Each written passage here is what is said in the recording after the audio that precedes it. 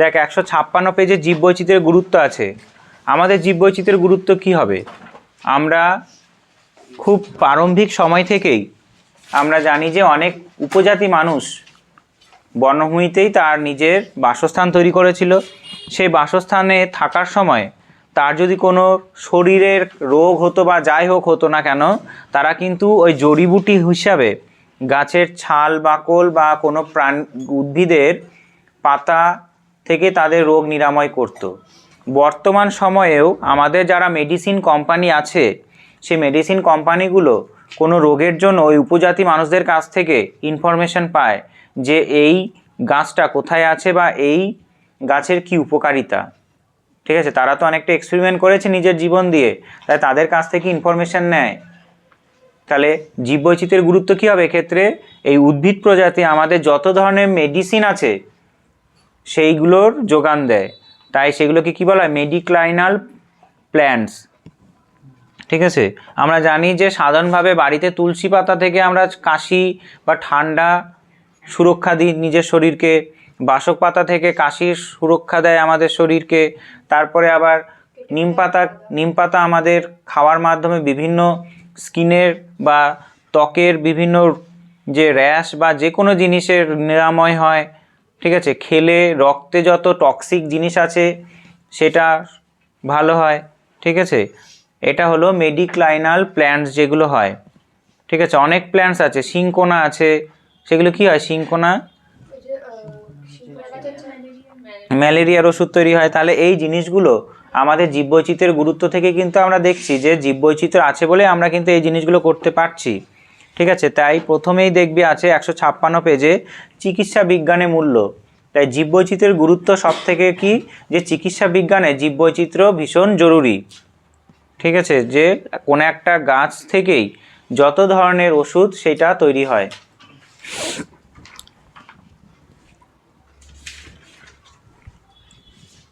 আছে, পেয়েছিস?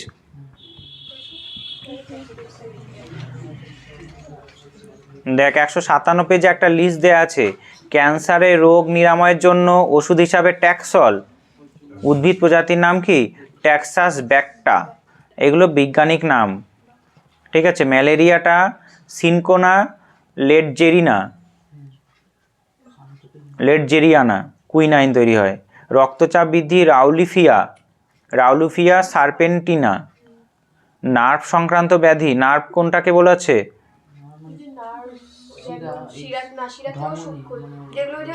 আমাদের বিভিন্ন ধরনের অনুভূতি, মানে ধরনের মাথা দেখা গেল হাত কাঁপছে, এরকম কারো হাত কাঁপছে, এটা নার্ভের সমস্যা।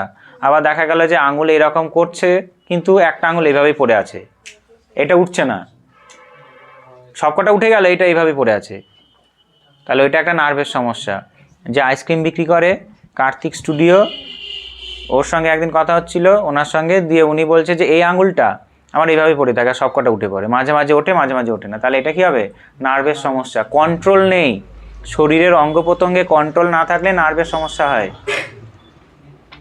ঠিক আছে, লিউকেমিয়া, ভিনক্রিস্টিন।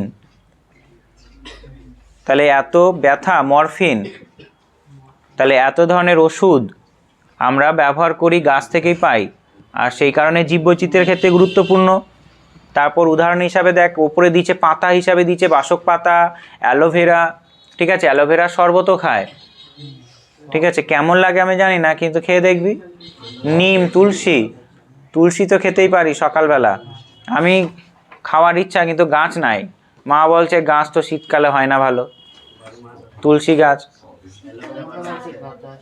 চারা বেরোয় কিন্তু ভালো হয় না নাকি, দিয়ে বলছে দিতে পারবো না তোকে তুলসী পাতা। আমি মধু কিনে রেখেছি প্রায় 800 গ্রাম, ঠিক আছে, খাবো তুলসী পাতা দিয়ে, বলছে তুলসী পাতাই নাই।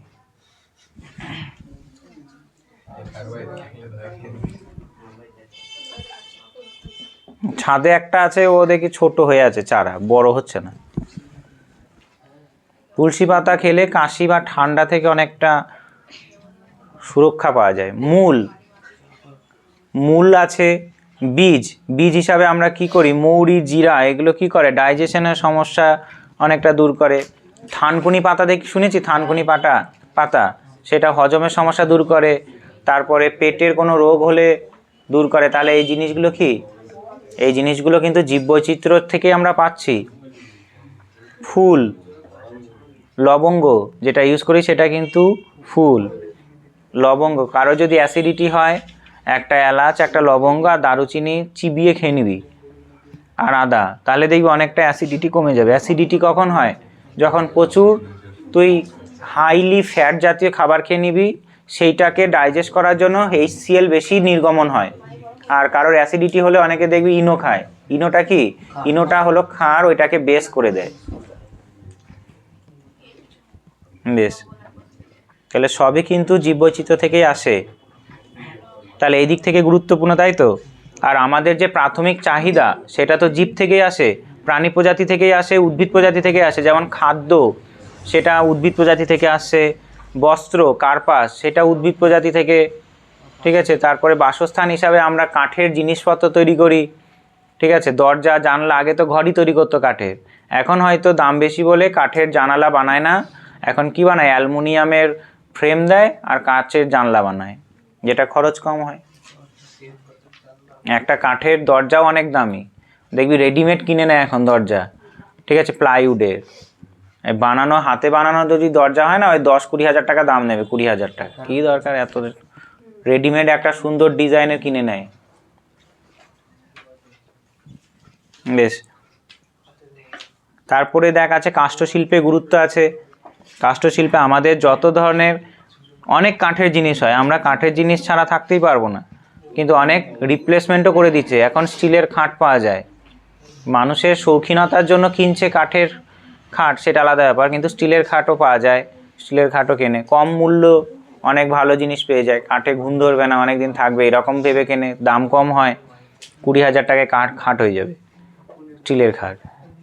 আর কাঠের কিনলে ধরে নে অনেক 80-90 হাজার টাকা নিয়ে নেয়, বক্স কাঠ বানায় আবার অনেকে, আবার ভেতরে আবার মালপত্র রাখা যায়। ঠিক আছে, হ্যাঁ,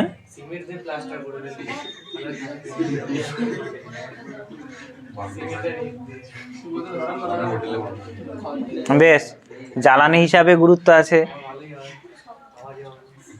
জ্বালানি হিসাবে গুরুত্ব, যে এখানে কি বলছে, যে মানুষ কাঠের জানালা তো তৈরি করছে না এখন, কিন্তু জ্বালানি হিসাবে অনেক জায়গায় কি করে, কাঠ ব্যবহার করে। তারপর দেখ দিয়েছে পরোক্ষ গুরুত্ব। পরোক্ষ গুরুত্ব পয়েন্টগুলো দেখবি খালি। জীবের আধার, পুষ্টিচক্রের সচলতা রাখে। ঠিক আছে, জলচক্র নিয়ন্ত্রণ করে, মৃত্তিকা সৃষ্টি ও সংরক্ষণ করে। ঠিক আছে, পুষ্টিমূল্যের সঞ্চয় ও চক্রাকারে আবর্তন হয়। তারপরে 158তে আছে দূষিত পদার্থের বিয়োজন করে। আমরা জানি যে অনেক নিম গাছ, তারপরে জলজ প্রাণী হিসাবে পানা, কচুরিপানা কি করে, জল থেকে অনেক দূষিত পদার্থকে শুষে নেয়, তাই প্রকৃতির বৃক্ষ বলা হয়। লেখা আছে এরকম, কচুরিপানা দেখ লেখা আছে, প্রকৃতির কিডনি। এই পাস নাই, ভালো করে দেখ। কচুরিপানা এত সুন্দর করে জলকে পরিশ্রুত করে দেয় বলে তাকে প্রকৃতির বৃক্ষ বলা হয়, বা সামগ্রিকভাবে জলাভূমিকেই প্রকৃতির বৃক্ষ বলা হয়। ঠিক আছে, জলকে পরিষ্কার করে দেয়। জলাভূমির ওপরে যে প্রাণীগুলো থাকে, কচুরিপানা দেয়া আছে, শৈবাল আছে, জলজ প্রাণী আছে। বেশ, জলবায়ুর স্থায়িত্ব রক্ষা করে, জলবায়ুকে একটা স্টেবল রাখে। তারপর আছে বায়ুমণ্ডল অক্সিজেন, কার্বন ডাই অক্সাইডের ভারসাম্য রক্ষা করে। এগুলো তো জীবরাই করছে, উদ্ভিদ প্রজাতি করছে। তারপর সামাজিক ও সাংস্কৃতিক গুরুত্ব। আমাদের প্রাচীন সভ্যতা তো বনভূমিকে কেন্দ্র করেই গড়ে উঠেছিল, এখন উপজাতি মানুষ বনকে কেন্দ্র করে তার বাসস্থান নির্মাণ করে। ঠিক আছে, তাই এই দিক থেকে সামাজিক ও সাংস্কৃতিক গুরুত্ব আছে, অনেক উপজাতি মানুষ তো থাকে ওইখানেই। তারপর আছে নৈতিক গুরুত্ব। নৈতিক গুরুত্ব কি বল? আমরা পৃথিবীতে বসবাস করছি মানে এই নয় যে পৃথিবীটা আমাদের। একটা ছোট্ট পিঁপড়েরও পৃথিবী, একটা বড় বাঘেরও পৃথিবী, বড় সিংহেরও পৃথিবী, একটা হরিণেরও পৃথিবী। তাই তারা যাতে আমাদের জন্য কোনো রকমভাবে খারাপ কোনো কিছুর সম্মুখীন না হয়, তার ব্যবস্থা আমাদেরকেই করতে হবে। তাই এই দিক থেকে আমাদের নৈতিকতার দিক থেকে গুরুত্বপূর্ণ এটা। ঠিক আছে, যে পৃথিবীর প্রত্যেকটা প্রাণী বাঁচার অধিকার আছে, তাই এই দিক থেকে নৈতিক গুরুত্ব। তারপর বলছে নান্দনিক গুরুত্ব, ঠিক আছে, ছোটোবেলায় তোকে বাঘমামা বলেছে তাড়াতাড়ি খেয়ে নে, নয় বাঘমামা ধরবে, সে ভয় পেয়েছিলি, বড় হয়ে দেখতে পেলি যে বাঘকে দেখতে পেলি, রয়্যাল বেঙ্গল টাইগার, ঠিক আছে, তোকে চুমু খেতে আসছে, ঠিক আছে, খাঁচার সামনে গিয়েছিস, ঠিক আছে, লাল ঝরছে তোকে দেখে, যে খাবে, চুমু খাবে না। বাঘ, আমাদের প্রতিবেশী দেশ একটা বাঘ, জানিস তো? বাঘ নয়, বাঘের মতো আচরণ করে কিন্তু বিড়ালের মতো দেখতে, মানে বিড়াল ওপর বাঘের মতো আচরণ করে। Tigers, Bangladesh, tiger.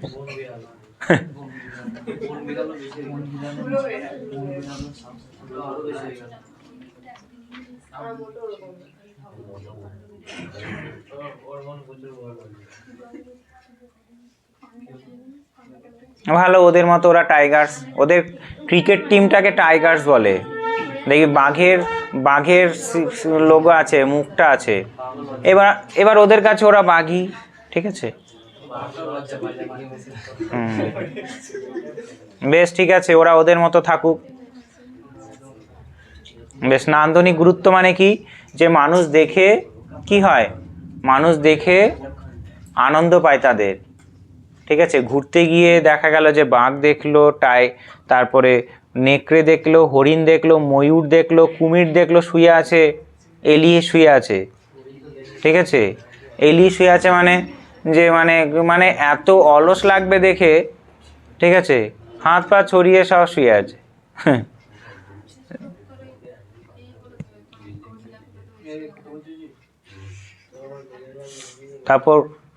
তারপর গোসাপ দেখেছি গোসাপ?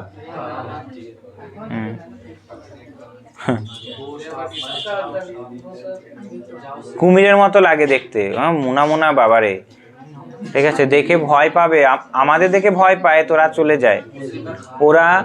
ওরা বন জঙ্গলে সাপ খেয়ে নেয়, ঠিক আছে। তাই যারা সাপুরে ধরতে আসে তারা বলে যে এগুলোকে মারবেন না কোনো রকমভাবে, এরা বাস্তুতন্ত্রেরই একটা প্রাণী, ঠিক আছে। দেখা গেল যে সাপ কমে গেল, ব্যাঙের সংখ্যা বেড়ে যাবে, ব্যাঙ কমে গেল, পোকা বেড়ে যাবে, তাই প্রত্যেকটা প্রাণী জরুরি, ঠিক আছে। তারপর বলছে অর্থনৈতিক মূল্য। অর্থনৈতিক মূল্য তো অনেক, জীববৈচিত্র্যকে কেন্দ্র করেই তো আমাদের কাষ্ঠশিল্প গড়ে উঠেছে। তারপর অনেক মানুষ খেতে পারছে, চিড়িয়াখানায় কোনো জিনিস রাখা আছে, মানুষ দেখতে যাচ্ছে, অভয় অরণ্যের কাছাকাছি মানুষ ঘুরতে যাচ্ছে, সেইটাও তো অর্থনৈতিক গুরুত্ব আছে। তাদেরকে সংরক্ষণ করা হচ্ছে ঠিকই, কিন্তু তারা আমাদের কাছে একটা এন্টারটেনমেন্টের জিনিস আছে, যার ফলে পর্যটন শিল্পের বিকাশ হয়, পর্যটন ট্যুরিজম ইন্ডাস্ট্রি বিকাশ হয়। এরপর আছে ওই যে রুজি রুটি নির্ভর করে, দেখেছিস? পড়েছিস পয়েন্টটা অর্থনৈতিক মূল্যের ভেতরে? আমি বলছি মানে বই থেকে পড়ে নিবি, আমারটা শুনবি আর বইটা পড়বি। রুজি রুটি মানে কি? হ্যাঁ, ইনকাম যেটাকে বলা হয়। আর বলছে শিক্ষাগত গুরুত্ব। শিক্ষাগত গুরুত্ব কি? বিভিন্ন প্রাণীর এবং উদ্ভিদ প্রজাতি নিয়ে গবেষণা করে, দিয়ে নতুন নতুন মেডিসিন আবিষ্কার করে, ঠিক আছে। তারপর হাইব্রিড জিনিস তৈরি করে, হাইব্রিড যেমন পেয়ারাগুলো কত মিষ্টি হয়, এখন ছোট গাছ কত পেয়ারা ধরে, ঠিক আছে। কুল বেরোবে, কুলগুলো মিষ্টি লাগে ভালোই, বড় বড় বনকুল তো আমরা খেয়েছি, এগুলো যেগুলো বাজারে পাওয়া যায় সেগুলো আমাদের এখানে নেই, এগুলো হাইব্রিড টাইপের।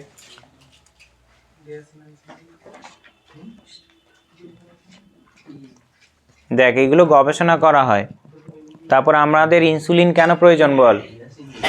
আমাদের শরীরে ধরে নে এইরকম 1 বোতল ইনসুলিন আছে, ধরে নে 1 বোতল ইনসুলিন আছে।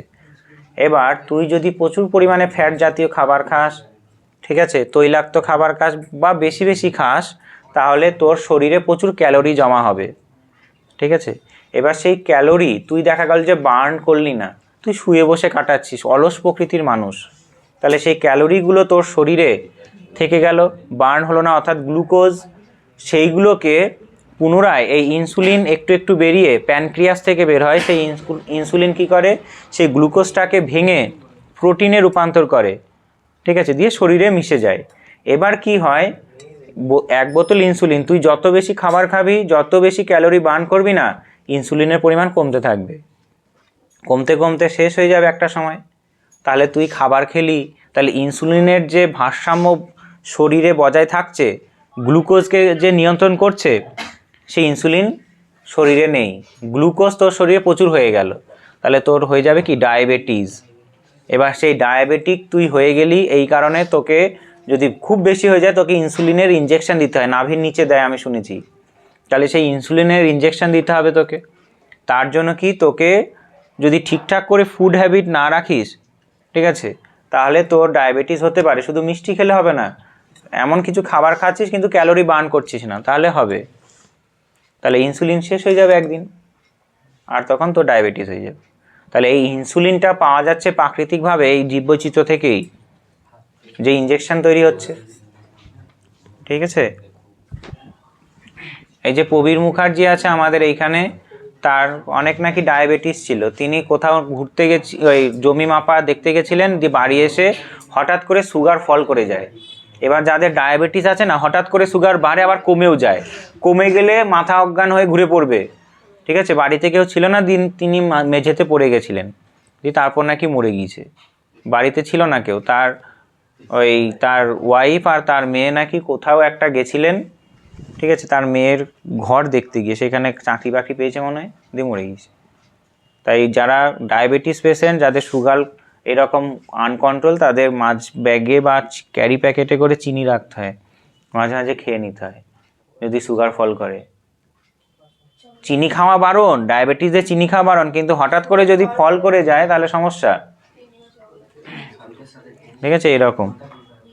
তাই ডায়াবেটিসকে নিয়ন্ত্রণ করা ভীষণ সমস্যা, কারণ আমাদের প্রত্যেকটা ছেলে মেয়ে ছোট থেকেই এত প্যাকেজিং ফুড খাচ্ছে, ঠিক আছে, কুরকুরে, চিপস, এগুলো তো লেগেই আছে, ঠিক আছে, এগুলো তো ডাইজেশনের সমস্যা করেই। প্লাস আবার কোল্ড ড্রিঙ্ক যেগুলো হয়, মানে সফট ড্রিঙ্ক, সেইগুলো খেয়ে খেয়ে তাদের দেখবি পেট অনেকটা ফুলে গিয়েছে, মানে ছোটোবেলা থেকেই পেট ফুলে গিয়েছে। তাহলে তারা ভবিষ্যতে এরকম সমস্যায় পড়বে।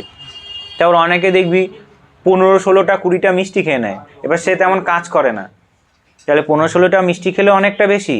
এবার যে কেউ খুব মাঠে কাজ করে, তারপর রিক্সা টানে পায়ে, তার কোনো রোগ হবে না, তার ডায়াবেটিস হবেই না। সে যতই খাক সব তো ক্যালোরি বার্ন করে দিচ্ছে, পায়ে টানছে রিক্সা, ঠিক আছে, তার কোনো রোগ হবে না। রোগ কার হবে, যে ঘরে বসে অফিসে কম্পিউটারে কাজ করছে, ঠিক আছে। তাই আমাদের এক্সারসাইজ করা, দিনে অন্তত 20 থেকে 30 মিনিট হাঁটাও জরুরি, ঠিক আছে, অন্তত 20 মিনিট হাঁটতেই হবে। হেঁটে এমন হাঁটতে হবে যাতে শরীর থেকে একটু ঘাম ঘাম বের হয়। আর খাবার অনেকটা কন্ট্রোলে রাখতে হবে, গপ গপ করে খেয়ে নিলে হবে না। হ্যাঁ, অনেকে পেট ফুলে যাচ্ছে, দেখবি এইচএসের পর আরও ফুলবে, পেট মোটা হয়ে যাবে, স্থূলাকার বডি হয়ে যাবে। বেশ, এই কটা ছিল বাস্তুতান্ত্রিক গুরুত্ব, জীববৈচিত্র্যের গুরুত্ব। তাহলে এই ইনসুলিন, অ্যান্টিবডি তৈরি, এই সমস্ত জিনিস এই শিক্ষাগত গুরুত্ব অর্থাৎ গবেষণার মাধ্যমে তৈরি হয়। দেখ এখানে দেয়া আছে, ইউনিভার্সিটি নাম দেয়া আছে। একটা জিনের সঙ্গে আরেকটা জিনের মিলন ঘটায়, ঠিক আছে। আমাদের অস্ট্রেলিয়ান গাই আছে দেখেছিস, সেগুলো 20 লিটার দুধ দেয়, কিন্তু পিওর অস্ট্রেলিয়ান গাই দুধ দেয় 50 লিটার। আর সেই অস্ট্রেলিয়ান গাইকে রাখতে হবে খুব সুন্দর পরিবেশে, দুবার স্নান করাতে হবে, ফ্যানে রাখতে হবে। ভারতেও অস্ট্রেলিয়ান গাইগুলোকে প্রায় মোটামুটি রাখতে হবে, তাছাড়া মরে যাবে। সে সমাজসীদের বাড়িতে নাকি ছিল, ঠিক আছে, বলছে দুবেলা স্নান করাতে হতো। ওর দাদার বিয়ের সময় নাকি একবার স্নান করায় নাই, মরে গিয়েছে, ঠিক আছে। তাই ওই গরুগুলো দুধ দেবে, তোমাকে সার্ভিস ভালো দেবে, তার যত্ন করতে হবে অনেক, খাবার দিতে হবে ভালো। 50 লিটার দুধ কম আজকে, 50 লিটার। আমাদের এই দেশি গরুগুলো ক লিটার দুধ দেয়, 6-7 কেজি। আর তাদেরকে রোদে ছেড়ে দাও, ঘুরে ঘুরে খাবে, কোনো অসুবিধা হবে না। তারপরে ধরে নে কোনো একটা মানুষের শরীরে গরিলার জিন ঢুকিয়ে দিল, গরিলার মতো পার হয়ে যাবে। কিন্তু আমাদের ভারতে পশু বা শাকসবজির ওপর জেনেটিক মডিফিকেশন করা পারমিশন আছে, কিন্তু মানুষের ওপর নেই। ঠিক আছে, বেশ, এটা হয়ে গেল। এরপরে পাবি 158 পেজে জীববৈচিত্র্যের বিনাশের কারণ। জীববৈচিত্র্য কেন বিনাশ হয়? জীববৈচিত্র্য মানে কোনো একটা বনভূমি থেকে বা কোনো সামগ্রিক বনাঞ্চল থেকে কেন একটা জীব প্রজাতি বিলুপ্ত হয়ে যায়? তার কিছু প্রাকৃতিক কারণ আছে, তার কিছু মনুষ্যসৃষ্ট কারণ আছে। আমি উদাহরণ দিয়ে বলতে পারি যে মানুষ্যসৃষ্ট কারণটা আগে বলি। যে মানুষ কি করে, চোরা শিকারি করে। যেমন হাতির দাঁত, হাতিকে মারবে, দিয়ে হাতির দাঁত কেটে নেবে। ঠিক আছে, পুরুষ হাতির দাঁত থাকে মনে হয়, তাই না? পুরুষ হাতির দাঁত থাকে, সেই হাতির দাঁত কেটে নেয়। তারপর গন্ডার আছে, গন্ডারের শিং কেটে নেয়। কারা কেনে এগুলো? গন্ডারের শিংটা কেনে চীনে। ওই একটা শিংয়ের দাম 1 কোটি টাকা। চুপে, একটা শিংয়ের দাম 1 কোটি টাকা। চীনে এই শিংটাকে পবিত্র ভাবা হয়। তারা কি করে, ওষুধে মেশায়, খাবারে মেশায়। আর চোরা শিকারীরা কি করে, ভারতের যে কাজিরাঙ্গা পার্ক আছে সেখানে যে গন্ডার আছে সেগুলোকে মারে। কি করে মারে? উপজাতি মানুষ বা তার চারপাশে যে বনাঞ্চলে মানুষ আছে তাদেরকে 2-3 লাখ টাকা দিয়ে দেয়, বলছে চুপচাপ থাকবা, বন দপ্তরে খবর দেবা না। আবার কিছু বন দপ্তরের লোকও এর সঙ্গে জড়িত আছে, 10 লক্ষ 15 লক্ষ টাকা পেয়ে যায়, চলো মেরে দাও। ঠিক আছে, এরকম হয়ে যায়। তারপরে কি হয়, ওই আদিবাসী মানুষ বা মানুষটা টাকা পেয়ে গেল, তারা কাটবে, দিয়ে অরুণাচল প্রদেশের ওইখান দিয়ে চীনে পাঠিয়ে দেবে, দিয়ে তারা 1 কোটি টাকা নিয়ে নিল। তাহলে এরকম করে পোচিং হয়, পোচিং বলা হয় এটাকে, চোরা শিকারি হয়। কিন্তু আমাদের বন্যপ্রাণী আইন আছে, সেখানে একটা গাছ বা প্রাণীকে মারলে, ঠিক আছে, তোর জেল হয়ে যাবে, ফাইনও হয়ে যাবে অনেক, কিন্তু তবুও চোরা শিকারীরা অ্যাক্টিভ আছে। তারপর মানুষের জন্য জলবায়ু পরিবর্তন হচ্ছে, জলবায়ু পরিবর্তনের জন্য ছোট বড় অণুজীবী প্রাণী আছে, তারা মারা যায়।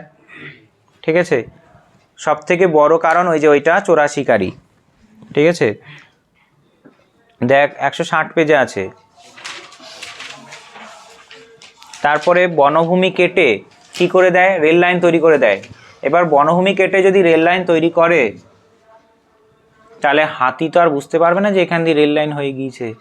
ও ভাববে যে তার সমস্ত যে হাতি আছে, তার বাচ্চা কাচ্চা আছে, তাদেরকে নিয়ে যেতে চাইবে, সে রেল লাইনের ওপর দিয়ে যেতে চাইবে, ব্যাস একটা বন্দে ভারত এসে ধাক্কা মেরে দিল, বন্দে ভারতও থেমে গেল, হাতিও মরে গেল। তাহলে এরকম হতে পারে, তাই না? তাই মানুষ এবং হাতি এবং মানুষ এবং পশুর একটা কনফ্লিক্ট চলে। কেমন কনফ্লিক্ট চলে? দেখা গেল যে বনভূমি কেটে মানুষ চাষবাস শুরু করেছে, ভালো কলা প্লাস ধান বুনেছে, ব্যাস হাতি খাবার পাচ্ছে না বনভূমির ভেতরে, 1 কুইন্টাল ঘাস খায় হাতি। ঠিক আছে, এত পাতা খায় দিনে, এরকম নিডস ওর। তাহলে বনভূমিতে নাই অত, দিয়ে ধান খেতে আসে। এবার 1 কুইন্টাল খেলে ঠিকঠাক হবে, যেমন আমরা 3 বেলা ভাত খেলে ঠিকঠাক থাকবে শরীর, 1 বেলা খেয়েও থাকতে পারবো, তেমনি তারাও ওই রকম 1 কুইন্টাল খেলে ঠিকঠাক পরিপূর্ণ হবে। এবার কলা ফলা ভালো খায়, কলা ফলা ভালো খায়, তারা কি করে, ওই বনভূমির কাছাকাছি যে কলা বাগান আছে, ধান ক্ষেত আছে, ওগুলোতে আক্রমণ করে খাওয়ার জন্যে। আর মানুষ কি করে, হেই হেই করতে করতে তাড়াতে যায়, আগুন নিয়ে তাড়া করে, বোমা ফাটায়। দিয়ে মেদিনীপুরের ওইখানে একটা জায়গায় কি হয়েছে, একটা হাতি কি দিত, জন্ম দিত একটা বাচ্চা কিছুদিন পরে, সেই হাতিটাকে আগুন দিয়ে তাড়াতে গিয়ে পুরো জ্বালিয়ে দিয়েছে, আগুন লেগে গিয়েছে, তার পেটে একটা বাচ্চা ছিল, ব্যাস। তাহলে এটা হয়ে গেল কি, মানুষ পশু কনফ্লিক্ট, ম্যান অ্যানিম্যাল কনফ্লিক্ট হয়ে গেল। তার জন্য অনেক বন্যপ্রাণী কি হয়, মারা যায়। ও তো যাই হোক একটা দিয়েছিল, আগুন দিয়েছে বা বিষ মিশিয়ে দিয়েছে, যাই হোক একটা কিছু আছে, অত মেরে তো দিয়েছে না, আর এক্স্যাক্ট মনে নেই। তাহলে এটাও হয়। তারপর আমি বললাম কি, যে চাষের জমি বাড়াচ্ছে, তারপর রেল লাইন তৈরি করছে, রাস্তা তৈরি করছে বনভূমি কেটে। তারপর আমাজন ফরেস্টের চারপাশে এলাকায় কি করে, আগুন লাগিয়ে দেয় চাষিরা, যাতে তার চাষের জমি বড় হয়, এরকম হয়। তারপর শুশুনিয়া পাহাড় আছে, সেইখানেও আগুন লাগিয়ে দেয়, দাবানল, মানুষ দাবানল তৈরি করে দেয়। প্রাকৃতিকভাবে দাবানল হয়, বাজ পড়লে হবে, ঠিক আছে, তারপরে অগ্নুৎপাত হলে হবে দাবানল। মানুষও দাবানল বানিয়ে দেয়। তাহলে প্রথম পয়েন্টটা দিয়েছে দেখ, মনুষ্যসৃষ্ট কারণে অবিচ্ছিন্ন বাস্তুতন্ত্রের খণ্ডীকরণ ও সংকোচন। কী করে হবে? ওই যে বললাম, কৃষি জমি বাড়াতে চাইছে, বনভূমি কেটে রাস্তা বাড়াতে চাইছে। তারপর 2 নম্বর দিয়েছে দেখ, অতিরিক্ত শিকার ও চোরা শিকার আছে, ঠিক আছে। তারপরে দিয়েছে বহিরাগত প্রজাতির প্রাদুর্ভাব। বহিরাগত প্রজাতি মানে মানুষ কী করলো, কোনো একটা বাঘ বা কোনো একটা প্রাণী প্রজাতিকে সে কী করলো, একটা বনভূমিতে ছেড়ে দিল। এবার সেই বাঘ বা ওই প্রজাতির আগে মাংসাশী কোনো প্রজাতি ছিল, তাহলে তার খাবারে ভাগ বসাবে, তাহলে দুজনের মধ্যে খাবার নিয়ে কী হয়ে যাবে, লড়াই হয়ে যাবে। তাই বলছে বহিরাগত প্রজাতির প্রাদুর্ভাব, তাহলে সেই জায়গার কি করে দেবে, প্রাণী বৈচিত্র্য যেটা ছিল সেটা নষ্ট করে দেবে। সেই বনভূমি এলাকায় কোনো অন্য প্রজাতি এসে ছেড়ে দিলে সেই জায়গা তাদের কাছে কি হয়ে যাবে, যারা আগে থেকে ছিল তাদের কাছে তো চ্যালেঞ্জ হবেই, আবার যে নতুন এসে তার কাছেও চ্যালেঞ্জ হবে, ঠিক আছে।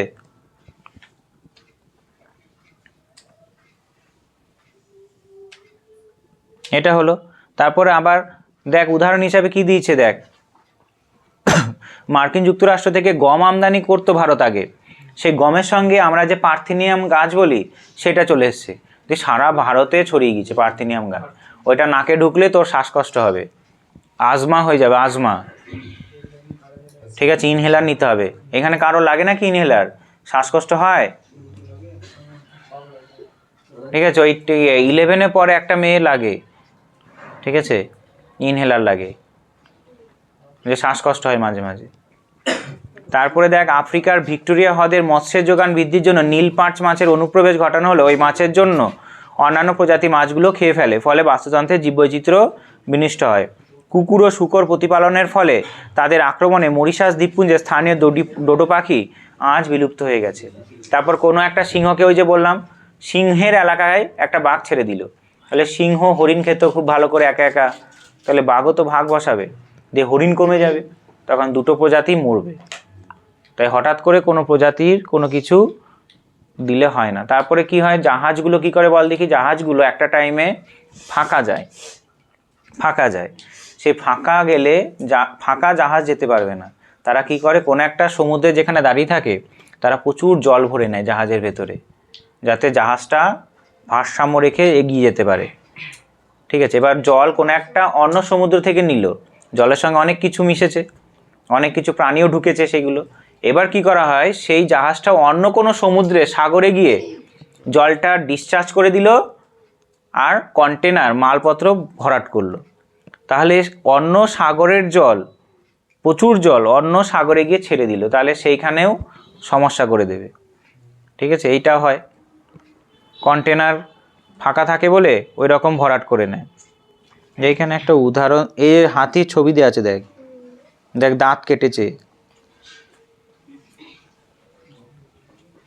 তাহলে এর জন্য বাস্তুতন্ত্র বিঘ্ন হয়। তাহলে উদাহরণগুলো শুনতে হবে, ঠিক আছে, উদাহরণগুলো শুনতে হবে।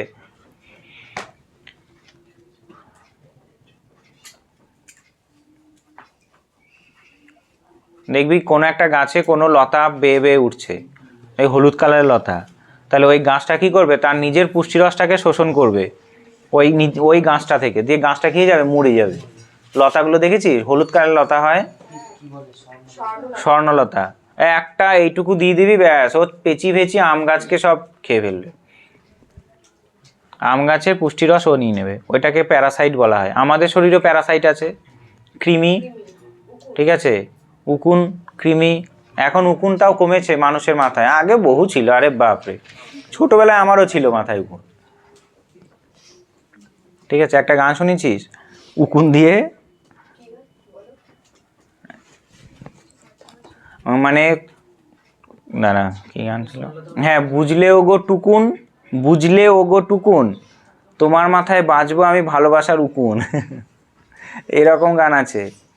তা এই গানটারই আর একটা লাইন পুটি দিয়ে আছে, ধরবো তোমায় টুটি, এরকম একটা বাংলা গান, আগেকার সে প্রসেনজিতের গান। হয়তো তোরা শোনা হয়, তোদের শোনা হয় না, কিন্তু আমি সেই যখন থেকে প্রসেনজিৎ বা যিশুকে চিনে, ওরা বাংলা মুভি করছে তখন থেকে মুভি দেখতে খুব ভালো লাগতো। তারপরে একটা ছোট বউ না মেজ বউ আছে দেখবি, ছোট বউ কালী ব্যানার্জি বলছে তার বউকে বলছে যে আমিও তো অনেক গ্রহ নক্ষত্র দেখে এনেছিলাম তোমায়, কি হলো?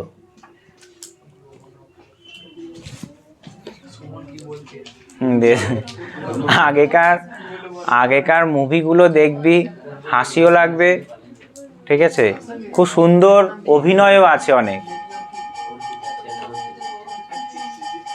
তুই গান সার্চ করলি নাকি, পেলি? হ্যাঁ, রুই কাতলা পাবো বলে মাছ ধরতে এসে ছোট্ট একটা পুঁটি পেলাম, এইটাই আছে, এইটা হলো এই গানটা। বেশ, ঠিক আছে, গান পরে শুনবি, প্লে লিস্টে রেখে দে।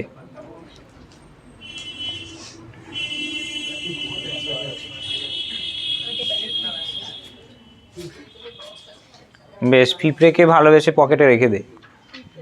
তাহলে কি রে, দেখো ওইদিকে ইয়ে করে দিচ্ছে, এটা কোথা থেকে এলো?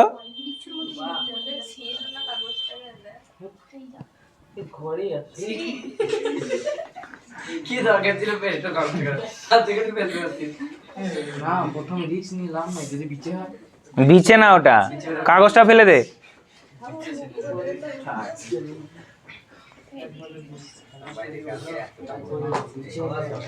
লাল লাল হয় একটা,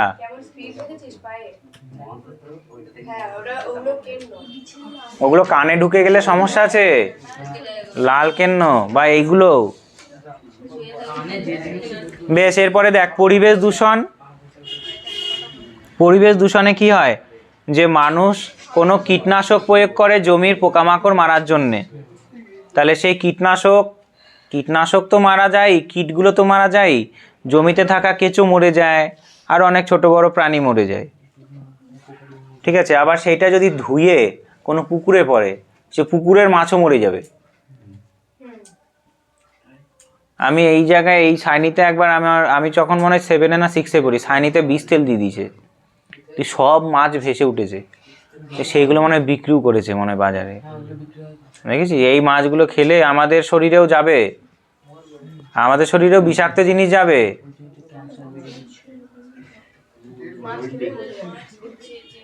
এই যে যত মাছ, ঠিক আছে, ভীষণ সমস্যা, কোনটায় কি মেশায় না।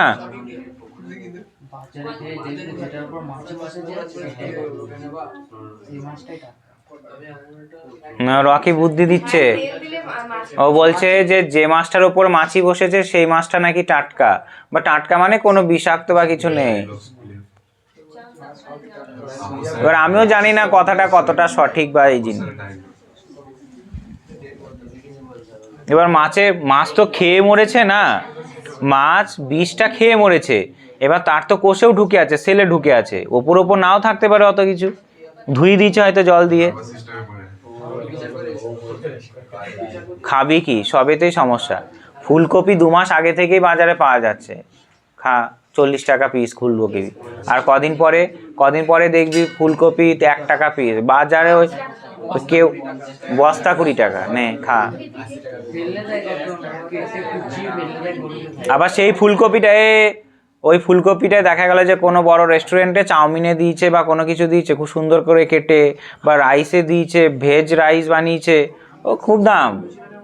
অর্থাৎ চাষি কোনো কিছু তৈরি করে সে দামটা নির্ধারণ করতে পারে না, কিন্তু যে বীজ বিক্রি করে সেই বীজ বিক্রি করার ব্যক্তিটা তার নিজের বীজের দামটা নির্ধারণ করতে পারে।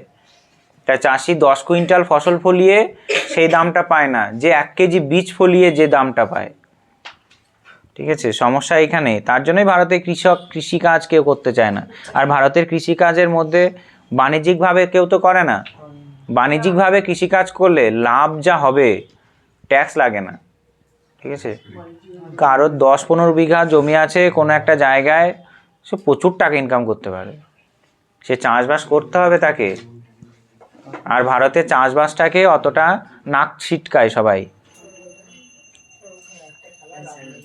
আমি একটা নিউজ পেপারে দেখছিলাম, একটা মেয়ে, ঠিক আছে, অনেক কটা গরু পুষেছে, মডার্ন টেকনোলজি ইউজ করছে গরুতে, প্রায় 30-40টা আছে, ও মনে হয় বছরে 1 কোটি টাকা আয় করেছে ওই গরুর জিনিসপত্র বিক্রি করে, ডেয়ারি প্রোডাক্ট বিক্রি করে। এই অরুণ আইসক্রিম শুনেছি, অরুণ আইসক্রিম। ওই অরুণ আইসক্রিম ব্যক্তিটা ওই তামিলনাড়ুর কোনো একটা ব্যক্তি, খুব ছোট্ট স্মল বিজনেস ছিল, এখন অনেক বড় হয়ে গেছে। তাই একটা বড় বিজনেস করতে হবে, তাছাড়া সমস্ত কিছু উপভোগ করতে পারবি না। সেই বিজনেসটা ছোট থেকে স্টার্ট করতে হবে। বেশ, এরপরে দেখাচ্ছে কীটনাশক বই, বুঝতে পারলি। তারপর বলছে স্থানান্তর কৃষি। স্থানান্তর কৃষি করলে কি হবে, বন জঙ্গল পুড়িয়ে দেয় তো, স্ল্যাশ অ্যান্ড বার্ন করে উপজাতি মানুষরা, তাহলে সেখানে যারা প্রাণীদের বসবাস ছিল তারা হারাবে সেই বসতি। এক এক করে দেয়, মৃত্তিকা ক্ষয় বাড়লে জলাভূমি বুঝিয়ে ফেলা, এটা সব থেকে তো বড় কিছু হচ্ছে। ঠিক আছে, জলাভূমি বুঝিয়ে সে তার উপরে বড় বিল্ডিং তৈরি করে দিচ্ছে। জলাভূমিতে অনেক ছোট বড় প্রাণী থাকে, প্লাস সেই জলাভূমি অনেক অক্সিজেনের যোগান দেয়। ঠিক আছে, এই আমরা একটু পরেই পড়বো যে সারা পৃথিবীতে যে জলাভূমিগুলো আছে, ন্যাচারাল ওয়েটল্যান্ডস, প্রাকৃতিক জলাভূমি, সেগুলোকে সংরক্ষণ করার জন্য ইরানের রামসর শহরে একটা সম্মেলন হয়েছিল, যেটাকে বলা হয় রামসর সম্মেলন। সেখানে অনেক ওয়েটল্যান্ডসকে সংরক্ষণ করা হয়েছে, আমরা রাষ্ট্রবিজ্ঞানে পড়ে এসেছি এর আগের সেমিস্টারে। ঠিক আছে, এই যে পূর্ব কলকাতার যে জলাভূমি উদাহরণ দিয়েছে, এটা একটা রামসর সাইট। অতিরিক্ত পশুচারণ করা হয়, তার ফলে জীববৈচিত্র্য নষ্ট হয়। পর্যটন, মানুষ পর্যটনে ঘুরতে যায়, ঠিক আছে, ভালো ঘুরতে গেল, কিন্তু বোতলটা যে ফেলে দিল ওইখানে। পাহাড়ি অঞ্চলে মানুষ ঘুরতে যায়, পাহাড়ে তো পুরো খাদ, ধরনে যেখান দিয়ে যাচ্ছে তারপরেই একটু দূরে খাদ আছে, বোতলে জলটা খাবে দিয়ে খাদে ফেলে দেবে। তাহলে একটা ন্যাচারাল কি করে দিয়েছে, গার্বেজ তৈরি করে দিয়েছে, প্রকৃতির বুকে একটা গার্বেজ তৈরি করে দিয়েছে, আবর্জনা স্তূপ করে দিয়েছে। পাহাড়ে এটা সব থেকে বেশি হয়। চিপসের প্যাকেট থেকে শুরু করে যাবতীয় যত প্লাস্টিক জিনিস আছে সব পাহাড়ের ঢালে ফেলছে। আবার যেখানে বরফ পড়ে সেখানে বরফের এলাকায় ঘুরতে যায় মানুষ, চিপসের প্যাকেট থেকে শুরু করে বোতল সব বরফের উপর ফেলে দেয়, তাহলে বরফটা নোংরা হয়ে যায়। তাহলে সেই ক্ষেত্রে কি হয়ে যাবে, পর্যটন আমাদের জীববৈচিত্র্যকে নষ্ট করে দিচ্ছে। তোর বিছানায় যদি কেউ হেগে দিয়ে আসে, ঠিক আছে, প্লাস্টিক ফেলে দিয়ে আসে, ঠিক আছে, টয়লেট ফেলে দিয়ে আসে, তাহলে তোর ভাল লাগবে শুতে? তেমনই ওই মাছও তাই, ছোট বড় প্রাণীও তাই, তারাও ডিজার্ভ করে ক্লিন এনভায়রনমেন্ট, তারাও ডিজার্ভ করে। ঠিক আছে,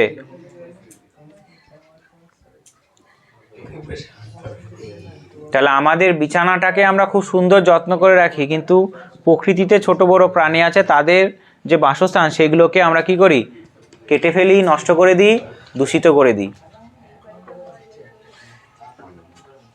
আমরা মানুষ হিসাবে সমস্ত প্রকৃতির গন্ডগোলের পেছনে মেন কালপ্রিট। কি করে চাটি মারছিস কেন ওকে?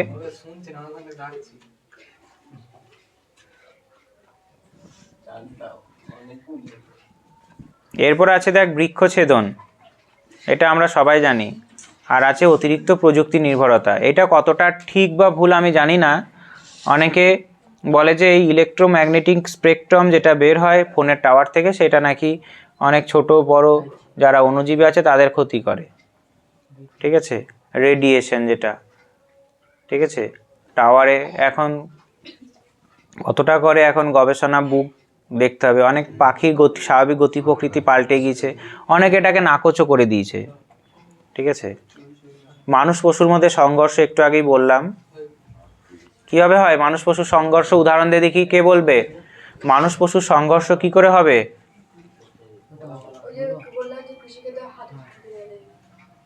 বল। বলছে কৃষিক্ষেত্রে হাতি ঢুকতে গেলে সংঘর্ষ হয়। হাতি আসবে কেন কৃষিক্ষেত্রে? বন জঙ্গল কেটে কৃষি জমি বানাচ্ছে, আবার জমি বনভূমিতে কোনো রকম ভাবে খাবার নেই, তাই সে তার নিজের বাসভূমি ছেড়ে বেরিয়ে আসছে। ঠিক আছে, মানুষ তারপরে রেল সড়ক বানাচ্ছে, তারা তা জানেনি যে এরকম রেল লাইন হয়ে গেছে।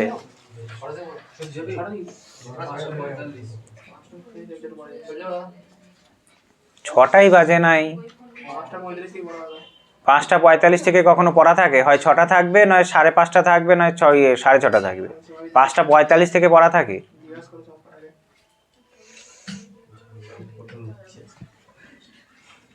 তারপর বলেছে অপরিকল্পিত উন্নয়নমূলক কর্মসূচি, কোনো রকম পরিকল্পনা নেই, এদিকেও বিভিন্ন ধরনের বিল্ডিং তৈরি করে দিচ্ছে পাহাড় এই এলাকায়, ঠিক আছে, পর্যটনের লোকের হোটেল নির্মাণের জন্য বড় বড় বিল্ডিং তৈরি করে দিচ্ছে, আর হট করে একটা ধস নেমে গেল, সব বিল্ডিং ভেঙে গেল, এরকম হয়,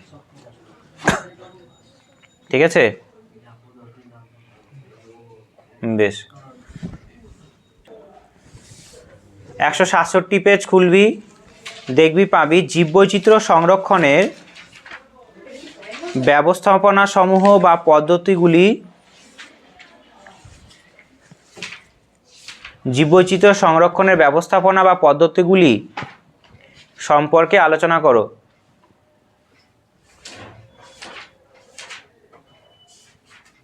হয়েছে, ঝটপট লিখবি। প্রথমে জীববৈচিত্র্য সংরক্ষণ কাকে বলে সেটা বলছি আমি, হ্যাঁ, ভূমিকা টাইপের লিখবি। লেখ যে বিজ্ঞানসম্মত উপায়ে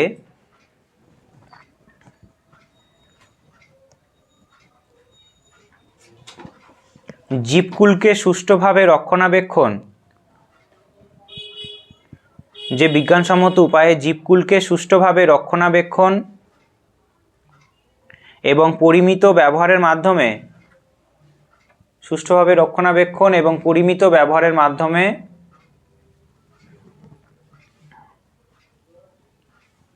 বর্তমান প্রজন্মের চাহিদা মিটিয়ে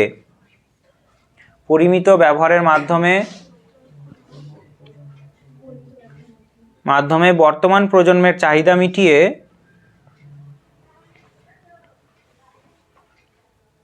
হয়েছে, বর্তমান প্রজন্মের চাহিদা মিটিয়ে ভবিষ্যৎ প্রজন্মের জন্য সংরক্ষণ করা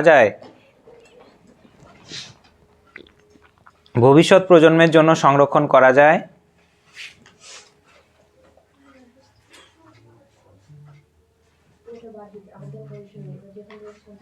কমা সেই বিজ্ঞানসম্মত উপায়কে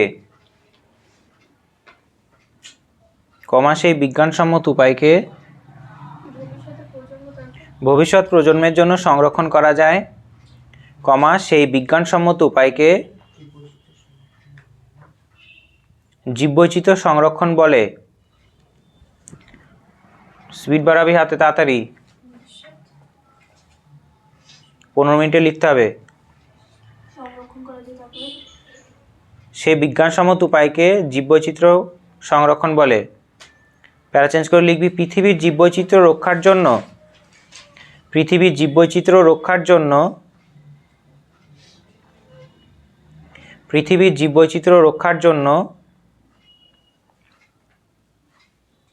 বিভিন্ন সংস্থা যেমন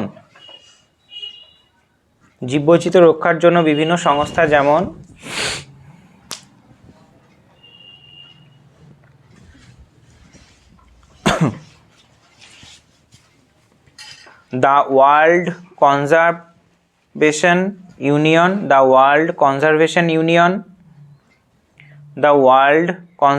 ইউনিয়ন, ব্র্যাকেটে লিখবি WCU, ওয়ার্ল্ড কনজারভেশন ইউনিয়ন, ব্র্যাকেটে লিখবি WCU, comma world wild life fund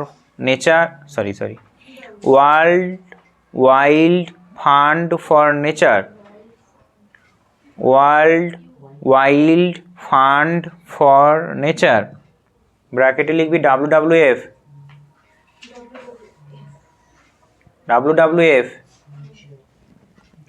প্রভৃতি বৈজ্ঞানিক পরামর্শ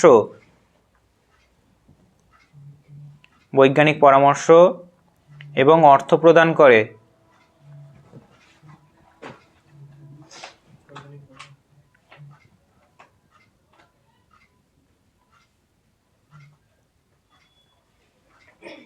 তারপর লিখবি জীববৈচিত্র্য সংরক্ষণের, না প্যারা চেঞ্জ করে নিচে লিখবি জীববৈচিত্র্য সংরক্ষণের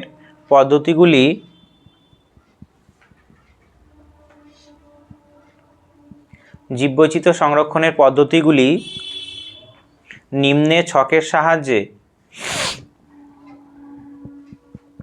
দেখানো হলো। দিয়ে জীববৈচিত্র্য পয়েন্ট করে দুটো বের করে দিবি, ইনসিটু আর এক্সিটু সংরক্ষণ।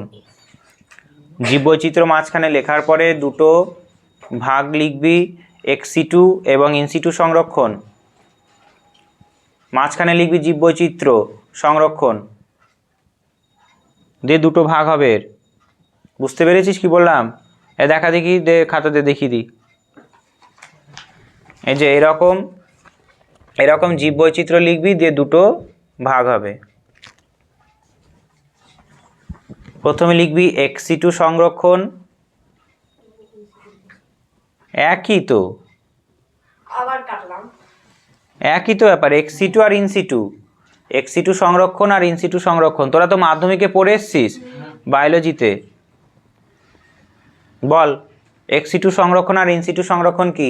বল রে, কে বলবে? ইনসিটু সংরক্ষণ হচ্ছে একই প্রজাতির মধ্যে। বল রে, পারবি? কে পারবে? ইনসিটু মানে অন্য জায়গায় নিয়ে গিয়ে সে প্রাণীদেরকে সংরক্ষণ করা হয়। এক্সিটু মানে তার নিজের বাসভূমি থেকে দূরে কোনো জায়গায় যদি সংরক্ষণের ব্যবস্থা করা হয় তখন এক্সিটু, আর ইনসিটু হলো তার নিজের প্রাকৃতিক বাসভূমিতে যদি ব্যবস্থাপনা করা হয় তখন সেটাকে বলে ইনসিটু। যেমন চিড়িয়াখানা কি হবে? এক্সিটু। জিন ব্যাংক কি হবে? জিন ব্যাংক এক্সিটু হবে, কারণ জিনটা কি করছে? অন্য জায়গায় ল্যাবে নিয়ে রেখে দিচ্ছে। বেশ, ইনসিটু সংরক্ষণের ভেতরে লিখবি এক এক করে, আরও ভাগ আছে এর। এই যে এইরকম, এই যে এরকম পরপর লেখ, এই যে এরকম পরপর, বুঝতে পারলি?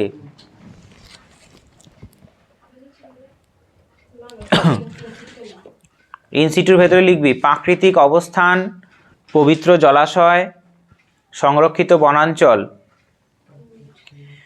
প্রাকৃতিক অবস্থান, পবিত্র জলাশয়, সংরক্ষিত বনাঞ্চল লেখ। না না, পরপর এক এক করে। প্রাকৃতিক অবস্থান, পবিত্র জলাশয়, সংরক্ষিত বনাঞ্চল,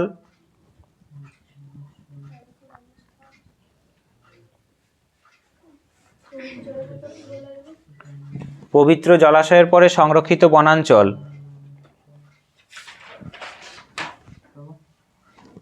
তারপরে জাতীয় উদ্যান, তারপরে হবে অভয়ারণ্য। অভয়ারণ্য হয়েছে। আর এক্সিটুতে লিখবি চিড়িয়াখানা,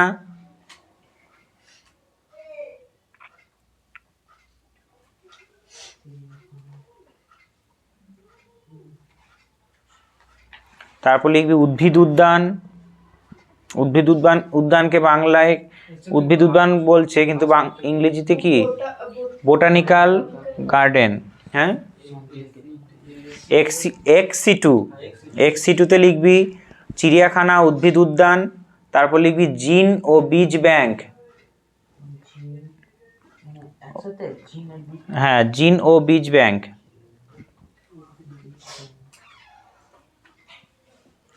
তারপর লিখবি ক্রায়ো সংরক্ষণ, তারপর লিখবি ক্রায়ো সংরক্ষণ। বেশ, ইনসিটু সংরক্ষণ পয়েন্ট করবি, তাড়াতাড়ি পয়েন্ট করবি। ইনসিটু সংরক্ষণ,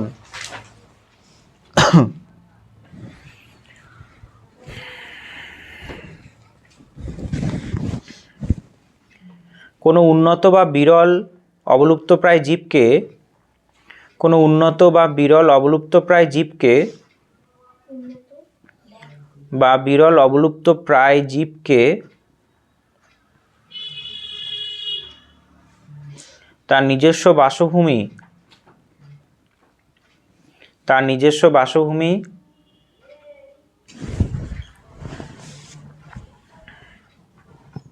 তার নিজস্ব বাসভূমি অর্থাৎ নিবাস বা বসতি এলাকার মধ্যে, অর্থাৎ নিবাস বা বসতি এলাকার মধ্যে সংরক্ষণ করাকে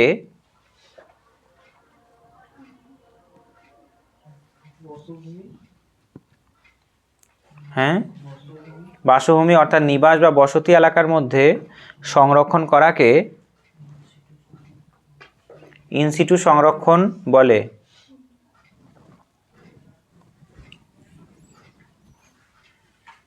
হয়েছে? উদাহরণ লেখ। সুন্দরবনে রয়্যাল বেঙ্গল টাইগারের সংরক্ষণ।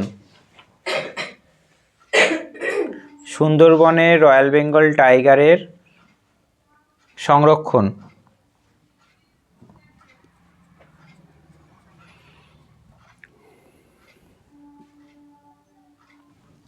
এর ভেতরে আর কি কি করলাম আমরা? জাতীয় উদ্যান, অভয়ারণ্য করেছি, তাই তো, আর সংরক্ষিত বনভূমি, তাই তো। তাহলে প্রথম পয়েন্ট করবি জাতীয় উদ্যান।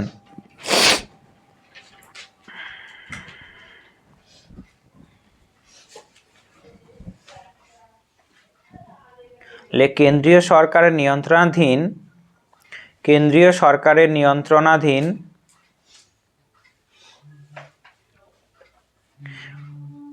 নিয়ন্ত্রণাধীন এক বা একাধিক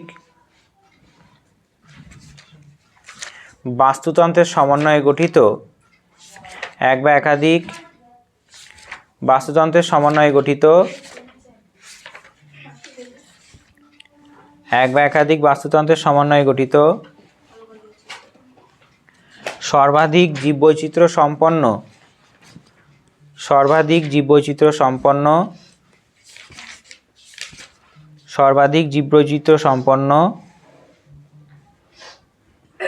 বিশাল এলাকাকে জাতীয় উদ্যান বলে।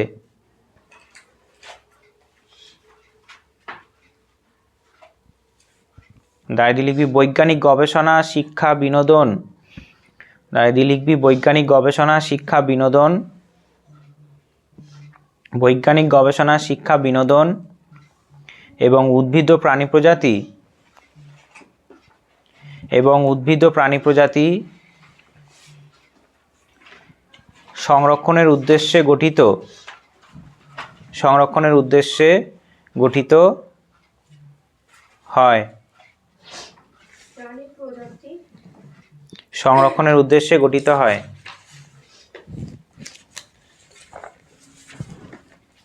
ঠিক আছে, এবার বই খুলবি, বইতে দেখবি 168 পেজে আছে যে জাতীয় মানদণ্ড। জাতীয় মানদণ্ড কি করা আছে? যে এখানে গাছ কাটা, পশু শিকার করা, পশুচারণ করা, মানুষের প্রবেশ আইনানুগভাবে নিষিদ্ধ। এখানে কখনোই গাছ কাটা যাবে না, পশু শিকার করা যাবে না। ঠিক আছে, মানুষের প্রবেশও আইনানুগভাবে নিষিদ্ধ। ভারতে বন্যপ্রাণী সংরক্ষণ আইন 1972-এর 35 ও 38 অথবা 63 নম্বর ধারা অনুযায়ী যে অঞ্চল ঐতিহ্যপূর্ণ বাস্তুতন্ত্র, জীববৈচিত্র্য সহ স্থানীয় উদ্ভিদ, প্রাণী, জীবাশ্ম ইত্যাদি সমৃদ্ধির কারণে সংরক্ষণ করা হয় তাকে জাতীয় উদ্যান বলা হয়। ঠিক আছে, IUCN, international union conservation of nature, আমি বলছি এটা পরবর্তীকালে, এর প্রোটেক্টেড এরিয়াস ম্যানেজমেন্ট ক্যাটেগরিজের 2 নম্বরে পড়ে। ঠিক আছে, এরপরে হবে অভয়ারণ্য। লিখবি বৈজ্ঞানিক গবেষণা, শিক্ষা, বিনোদন ও শুধু প্রাণী প্রজাতি সংরক্ষণের উদ্দেশ্যে, অভয়ারণ্যের ভেতরে লিখবি বৈজ্ঞানিক গবেষণা, শিক্ষা, বিনোদন ও শুধু প্রাণী প্রজাতি সংরক্ষণের উদ্দেশ্যে, বৈজ্ঞানিক গবেষণা, শিক্ষা, বিনোদন, লিখে নে তারপর বলছি, বৈজ্ঞানিক গবেষণা, শিক্ষা, বিনোদন ও শুধু বন্য প্রাণী প্রজাতি সংরক্ষণের উদ্দেশ্যে, ও শুধু বন্য প্রাণী প্রজাতি সংরক্ষণের উদ্দেশ্যে গঠিত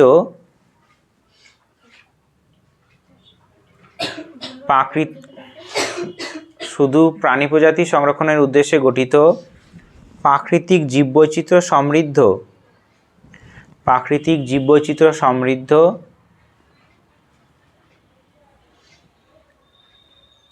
অপেক্ষাকৃত ছোট সংরক্ষণ অঞ্চলকে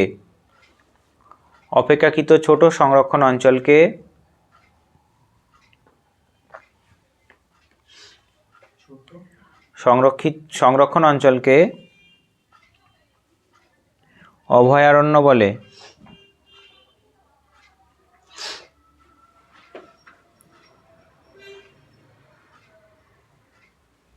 হয়েছে? ভারতীয় মানদণ্ড দেখবি যে এটা সাধারণভাবে কি হয়, জাতীয় উদ্যান বা ন্যাশনাল পার্কের থেকে ছোট হবে। ঠিক আছে, জাতীয় পার্কের থেকে এটা ছোট হবে, ন্যাশনাল পার্কের থেকে। আর 26-এ 38 আর 66 ধারা অনুযায়ী কোনো অরণ্য অঞ্চলকে ঐতিহ্যপূর্ণ বাস্তুতন্ত্র, জীববৈচিত্র্য সহ স্বস্থানীয় উদ্ভিদ, বন্যপ্রাণী, জীবাশ্ম ইত্যাদি সমৃদ্ধির কারণে সংরক্ষণ করা হলে তাকে অভয়ারণ্য বলা হয়। আইউসিএন প্রোটেক্টেড ক্যাটাগরির 4-এ পড়ে। এবার পার্থক্যটা ভালো করে দেখবি, পরীক্ষাতে দিতে পারে, বা পার্থক্যটা পড়লে ক্লিয়ার হয়ে যাবে কনসেপ্টটা। জাতীয় উদ্যান তুলনামূলক বড়, অভয়ারণ্য তুলনামূলক ছোট। জাতীয় উদ্যানে মানুষের প্রবেশ একদমই নিষিদ্ধ। ঠিক আছে, শুধুমাত্র জাতীয় উদ্যানের চারপাশের যে এলাকা আছে সেইখানে মানুষ শুধুমাত্র যেতে পারে, তাও পারমিশন নিতে হবে। সেটাকে বলছে বাফার এলাকা। ঠিক আছে, সেটাকে বলছে বাফার এলাকা। 5 নম্বরে আছে, দেখ, যে বাফার অঞ্চল ব্যতীত। বাফার অঞ্চল মানে কি দেখবি, আমরা যে কেন্দ্রীয় অঞ্চল বলি, ছবিতে দেখাই, কেন্দ্রীয় অঞ্চল বলি, সেই কেন্দ্রের চারপাশের এলাকা হলো বাফার অঞ্চল। ঠিক আছে, বাফার অঞ্চল দেখ 170 পেজে আছে। 170 পেজে কেন্দ্রীয় অঞ্চল আছে, দেখেছিস? ডান দিকে ওপরে কেন্দ্রীয় অঞ্চল আছে মাঝখানে, আর চারপাশে আছে কি নিয়ন্ত্রিত অঞ্চল। এটাকে বলছে বাফার অঞ্চল। কেন্দ্রীয় অঞ্চলটাই মেন হলো ন্যাশনাল পার্ক, তার চারপাশে যে নিয়ন্ত্রিত অঞ্চল আছে এটাকে বলছে বাফার অঞ্চল। ঠিক আছে, 170 পেজে ডান দিকে ওপরে আছে। অর্থাৎ তোরা দেখতে পাবি যে কাটোয়া স্টেশনে ঢুকতে তার আগে ট্রেন দাঁড়ায়। তাহলে কাটোয়া আমরা ঢুকছি, তাহলে ওই কাটোয়া ঢুকছি, হঠাৎ করে ট্রেনটা দাঁড়ালো, তাহলে সেটা হবে কি, কাটোয়া ঢুকতে সেটা হবে বাফার অঞ্চল। আর ঠিক স্টেশনে ভিড়লে সেটা হয়ে যাবে কেন্দ্রীয় অঞ্চল, মেন কাটোয়া চলে গেল। ঠিক আছে, তারপরে দেখবি উদ্দেশ্য কি। উদ্দেশ্য, জাতীয় উদ্যান তৈরি হয় উদ্ভিদ, প্রাণী এবং ঐতিহাসিক বস্তু সংরক্ষণের জন্য। ঠিক আছে, আর অভয়ারণ্য বিভিন্ন পাখি, জীবজন্তু, পতঙ্গ, সরীসৃপ ইত্যাদি রক্ষণাবেক্ষণ করা হয়। তাহলে জাতীয় উদ্যান তুলনামূলক অনেকটা বড়, আর অভয়ারণ্য ছোট। জাতীয় উদ্যানে মানুষ সহজে প্রবেশ করতে পারে না, কিন্তু অভয়ারণ্যে পারমিশন নিয়ে ভেতরে ঢুকতে পারবে। মানুষের হস্তক্ষেপের ভেতরে দেখ দেয়া আছে, অনেকটা গভীরে প্রবেশ করা যায়, তবে প্রবেশের জন্য প্রশাসনিক অনুমতি লাগে। 168 পেজে চলে গেছি তো পার্থক্যে। মানুষের হস্তক্ষেপটা পড়বি, উদ্দেশ্যটা পড়বি, আর সংজ্ঞা পড়বি, আর সীমানা ক্ষেত্রমান পড়লেই হবে। আর যদি মনে থাকে আইউসিএন ক্যাটাগরি 2 আর 4। এরপরে লিখবি সংরক্ষিত বনভূমি।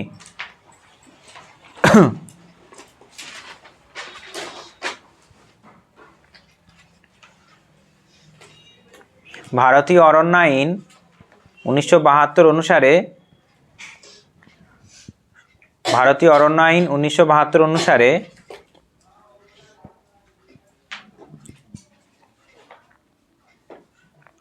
যে সমস্ত অরণ্যে 72 অনুসারে যে সমস্ত অরণ্যে নির্দিষ্ট কয়েকটি ক্ষেত্র ছাড়া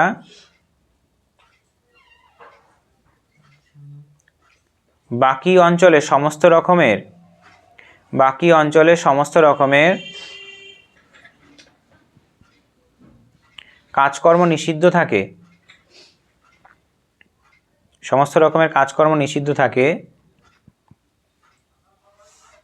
হয়েছে, তাকে সংরক্ষিত বনভূমি বলা হয়। নিষিদ্ধ থাকে তাকে সংরক্ষিত বনভূমি বলা হয়। হয়েছে, আর এখানে লিখতে হবে না। এরপরে দেখবি XC2। এবার বই খুলবি, XC2 বই থেকে পড়বি, আমি এক এক করে বলে দিই। আরও আছে, ঠিক আছে, ইনসিটু আরও আছে।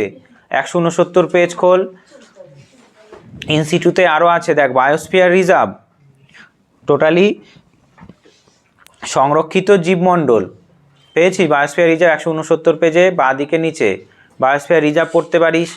ঠিক আছে, আরও অনেক আছে। তারপরে দেখ পবিত্র বনবীথিকা আছে, পবিত্র সরোবর আছে, যেটা পবিত্র জলাশয় বললাম। ঠিক আছে, উপকূলীয় বা সামুদ্রিক সুরক্ষিত অঞ্চল আছে। এতগুলো না পড়লে হবে, কারণ বড় প্রশ্ন দেবে তো, ওই কটা লিখলেই হবে। এরপরে দেখবি এক্সি2 সংরক্ষণ। এক্সি2 সংরক্ষণ আমরা জানি চিড়িয়াখানা কি। ঠিক আছে, 171 পেজে চিড়িয়াখানা পড়বি। উদ্ভিদ উদ্যান, অর্থাৎ উদ্ভিদদের সংরক্ষণ করে রাখা হয়।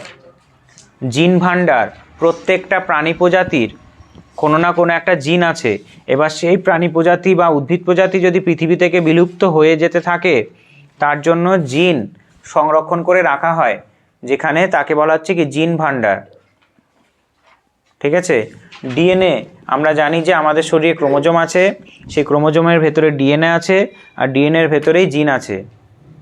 ঠিক আছে, সেই জিনকে সংরক্ষণ করে রাখা হলে তাকে বলা হচ্ছে কি জিন ভাণ্ডার। কি কি করে জিন ভাণ্ডার?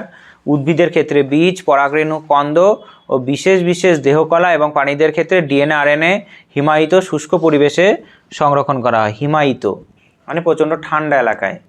ঠিক আছে, তারপরে আছে দেখবি ইনভিট্রো সংরক্ষণ। প্রায় -196 ডিগ্রি সেন্টিগ্রেডে এই ইনভিট্রো সংরক্ষণ করা হয়। তরল নাইট্রোজেনে পরাগরেণু, শুক্রাণু এগুলো কি করা হয়? সংরক্ষণ করে রাখা হয়। পেয়েছিস? যেটাকে বলছে ক্রায়ো সংরক্ষণও বলা হয়। জেনে রাখোর ভেতরে আছে, ডান দিকে জেনে রাখোর উপরে আছে। পেয়েছিস? একবার পড়ে নে। বলছে যে বিশেষ পদ্ধতিতে তরল নাইট্রোজেন ব্যবহার করে অতি শীতলতায় বিভিন্ন উদ্ভিদের কলা, অঙ্গ, ভ্রূণ এবং প্রাণীর ডিম্বাণু, শুক্রাণু, জাইগোট অঙ্গ ইত্যাদিকে অনির্দিষ্টকালের জন্য সংরক্ষণ করা হয়। -196 ডিগ্রি সেন্টিগ্রেড, অনেকটা ঠান্ডা। দেখবি মেলায় অনেক সময় ধোয়া বিস্কিট বিক্রি করে। হ্যাঁ, তরল নাইট্রোজেন ঢেলে দেয়, দিয়ে মুখে দিলেও এরকম ঠান্ডা লাগবে আর ধোয়া বেরোবে। বাচ্চাগুলো খায়, দিয়ে 2টো বিস্কিট দেয় আর তরল নাইট্রোজেন দিয়ে দেবে, বলে 40 টাকা দাও। ওরিও বিস্কুট দেবে 2টো আর তরল নাইট্রোজেন ঢেলে দেবে, খা। ওগুলো না খাই ভালো, খেয়ে নেয়। তোরা খেয়েছিস নাকি? কত নিয়েছিল দাম? কটা দিয়েছিল বিস্কিট? তাহলে 2টো বিস্কিট দিচ্ছে, ওরিওতে প্রায় 5টা মনে হয় থাকে। সে 10 টাকার বিস্কিট 2টো দিয়ে গুড ডে ছিল। দেখেছো, এরকম বড় ব্যবসা। বড় একটা দেখবি এরকম দাম থাকে, দিয়ে ঢেলে দেয়।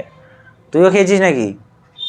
খাবি না এগুলো, একবার খেয়ে নিয়েছিস আর খাবি না কখনো। টাকাও খরচ, শরীরের পক্ষেও ক্ষতি। আমি তো এখনো পান খাইনি, আমি কোনো পানই খাইনি এখনো। আমার এই জিনিসগুলো আমার একটু ভালো লাগে। কি খায় পানে? আমি পানও খাইনি, একটা সিগারেটও খাইনি, একটা বিড়িও খাইনি, আর কোনো ওই ড্রিঙ্ক বা ওই সমস্ত কিছুই খাইনি। ঠিক আছে, বেশ। তাহলে তারপরে আছে দেখ বীজ ভাণ্ডার। তাহলে ক্রায় সংরক্ষণ মনে রাখবি। হ্যাঁ, 2 নম্বরের প্রশ্ন আসবে না ভূগোলে? 2 নম্বরের প্রশ্ন আসবে না? 2 নম্বরের প্রশ্ন দিতে পারে ক্রায় সংরক্ষণ কি, ভালো করে দেখবি কিন্তু। তারপরে এক্সিটু ইনসিটু সংরক্ষণের পার্থক্য দেখবি। ঠিক আছে, এক্সিটু ইনসিটু সংরক্ষণের পার্থক্য দাগাবি বইতে তাড়াতাড়ি। তারপরে 173 পেজে ডান দিকে দেখবি রামসার সম্মেলন, একটু আগে বললাম। তারপরে দেখবি জীববৈচিত্র্য সম্মেলন 174 পেজ, শুধুমাত্র কোথায় হয়েছিল আর লক্ষ্য কি, পরের দিন আরেকবার বলবো। তারপরে দেখবি সাইটস কি, যে সমস্ত প্রাণী প্রজাতি বিপন্ন হচ্ছে তাদের ব্যবসা বাণিজ্য বন্ধ। 174 পেজে ডান দিকে উপরে আছে সাইটস। পেয়েছিস? হ্যাঁ, পাসনি? CITES, S I, CITES, 174 page ডান দিকে ওপরে। ওই তো, এটাই তো। Convention on international trade in endangered species of wild fauna and flora. কোনো বাণিজ্য করা যাবে না বিপজ্জনক প্রাণীদের নিয়ে, উদ্ভিদদের নিয়ে। তারপর ম্যান অ্যান্ড বায়োস্ফিয়ার প্রোগ্রাম, নিচে আছে দেখ ম্যাব। পেয়েছিস? ইউনেস্কো দ্বারা তৈরি এটা। তারপরে দেখ পাবে 175 পেজ বাঁ দিকে মাঝখানে IUCN এর কাজ কি? International union conservation of nature. এ কী করে? রেড এবং গ্রিন লিস্ট বের করে। পড়েছিস কখনো red list, green list? Red data book, green data book, 162 page খোল। রেড ডাটা বুক মানে যে সমস্ত প্রাণী প্রজাতি বিপন্নর দিকে যাচ্ছে, হয়তো ভবিষ্যতে অবলুপ্তির সম্ভাবনা আছে, তাদেরকে বলা হয় কি? তাদের প্রাণী প্রজাতি তালিকা প্রকাশ করে। কে প্রকাশ করে?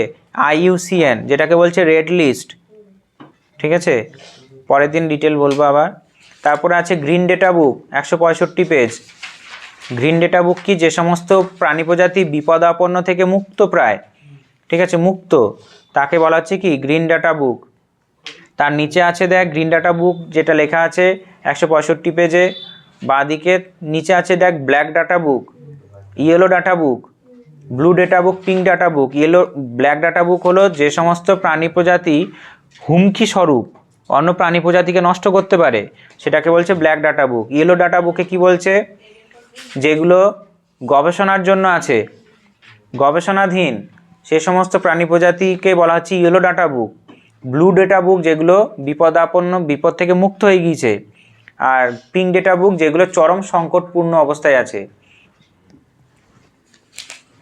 ঠিক আছে, বেশ, এটা হলো। তারপরে দেখবি WWF 175 পেজে চলে আসবি, world wild life fund for nature. এর সম্পূর্ণ নাম এবং এর ভূমিকা কি জীববৈচিত্র্য সংরক্ষণে প্রত্যেকটারই। ম্যান বায়োস্ফিয়ার প্রোগ্রাম কি ভূমিকা, world wild life fund for nature এর কি ভূমিকা, ঠিক আছে, সাইটসের কি ভূমিকা, সবকটা ভূমিকা পড়তে হবে জীববৈচিত্র্য সংরক্ষণে। এরপরে পাবি ভারতের জীববৈচিত্র্য সংরক্ষণের আইনসমূহ 175 পেজে। অরণ্য আইন 1987 এসেছে একটা, তারপরে 1980-তে এসেছে 176 পেজে আছে, তারপরে আছে 1988-তে এসেছে, তারপর বন্যপ্রাণী সংরক্ষণ আইন এসেছে 1972 সালে, জীববৈচিত্র্য সংরক্ষণ আইন এসেছে 2002 সালে। ঠিক আছে, এইগুলো পড়তে হবে, এইগুলো পড়ে এসছিস তোরা আগের কোনো 9-এ বা 10-এ পড়ে এসছিস। তারপরে 177 পেজে দেখবি ভারতের কিছু প্রাণী প্রজাতিতে নিয়ে প্রকল্প আছে, যেমন ব্যাঘ্র প্রকল্প, কুমির প্রকল্প, এগুলো নিজেই পড়তে পারবি। ঠিক আছে, তারপরে হস্তি প্রকল্প মানে হাতি, তুষার চিতা প্রকল্প, সিংহ প্রকল্প, এক সিংহ গন্ডার বিশিষ্ট প্রকল্প, তারপর আছে হাঙ্গুল প্রকল্প। ঠিক আছে, তারপরে আছে কি সামুদ্রিক কচ্ছপ প্রকল্প, গাঙ্গেয় শুশুক যেটাকে ডলফিন বলা হয়, গ্যাঙ্গেটিক ডলফিন।